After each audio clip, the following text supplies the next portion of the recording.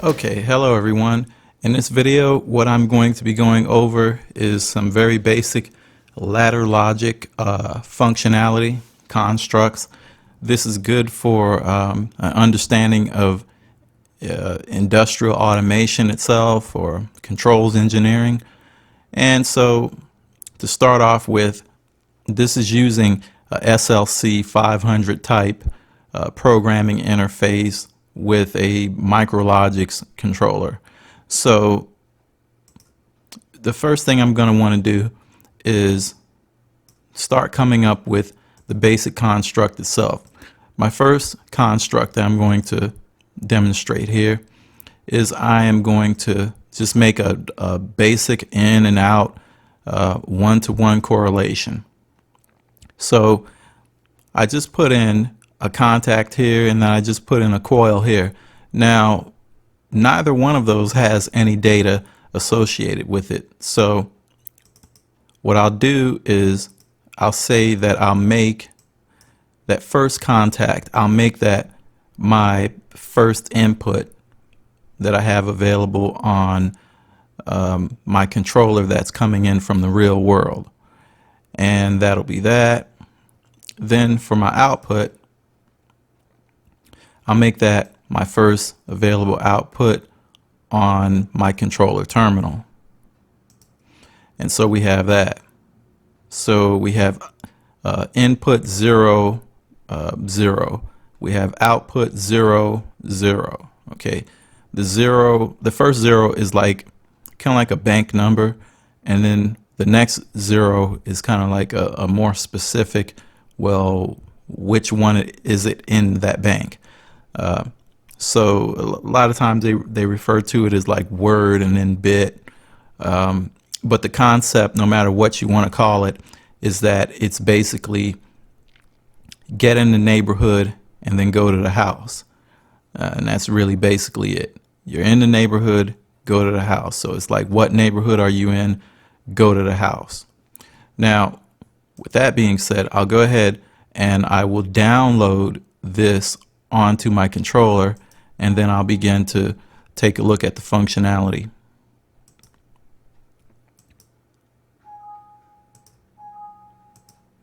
So I'm in run mode and this is in real time. So if I were to have a button close on my controller, you see that it energizes that output, right? That's what we're looking for. We're looking for that one-to-one correspondence there.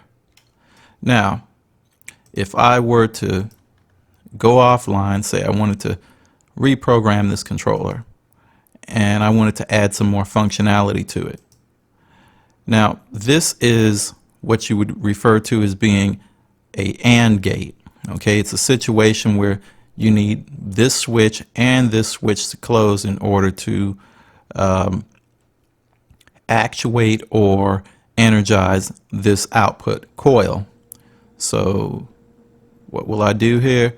Well, I'll pick some other inputs. I'll pick I'm in the ballpark of 0, okay, here, and these other zeros there for modules. I don't have any modules expanded onto it, so we're just going to stick with we're just going to see zeros here unless I had another module. Then it's going to tell me, module number, whatever else.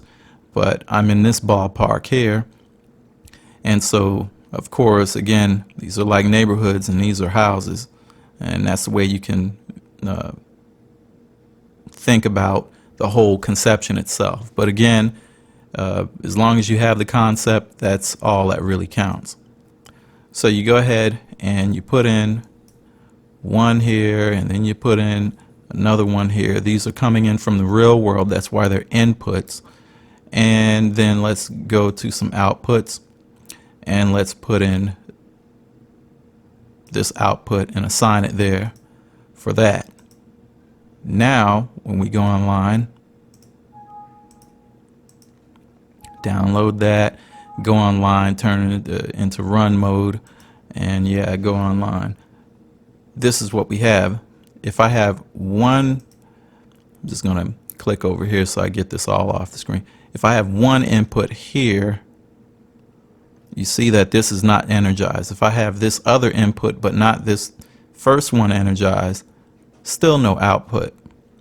But if I have both this one and this one, now we get an output. That's the basic functionality of an AND gate.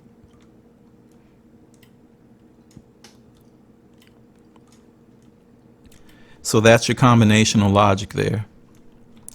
The next one that I'm going to do is an OR gate.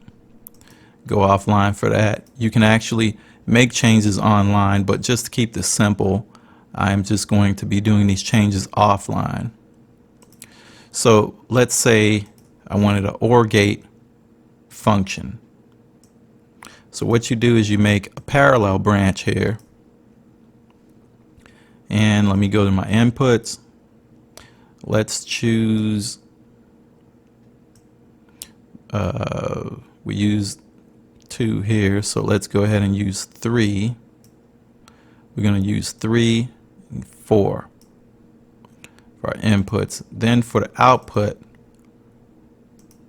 we've already used 1, so let's go ahead and use 2. Download and go online.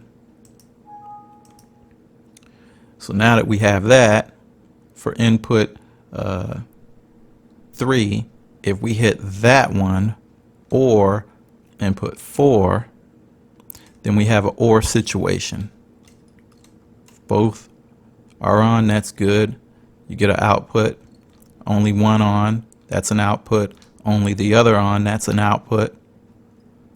So that is a basic OR gate. Next, the last thing now cover in this video is a NOT gate. So let's go ahead and add a new rung. And so what the NOT gate does is it does exactly the opposite of whatever you're doing. Okay, so input 4 was the last one we left off with. Let's go to 5. So we got 5 there. That's our input that we can choose from. And we already chose 2 for an output. So let's choose 3 here. Now, let's go ahead and download that. Get on with that and go online. Now for our output, okay. If we are not doing anything at all, then we're going to have an output there. But if I were to present a high to this port on the PLC, then the opposite happens. This turns off. So when there's nothing there, it's on. When there is something, a high signal there, we get a low. So it's actually what we would call a NOT function. Okay, so it does whatever, you know, the opposite is.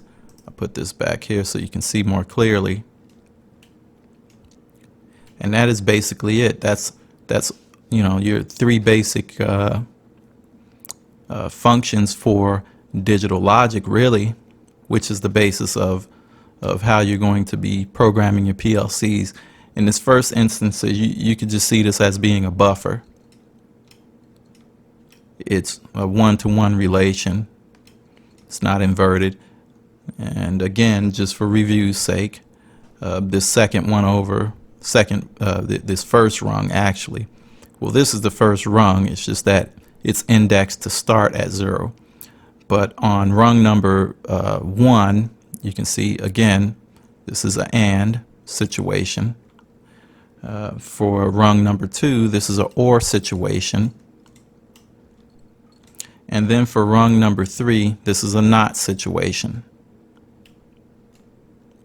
So that is it. And if you are already familiar with basic digital logic, then learning PLC controllers will just be second nature. It'll come very, very easy because it is based off of digital logic.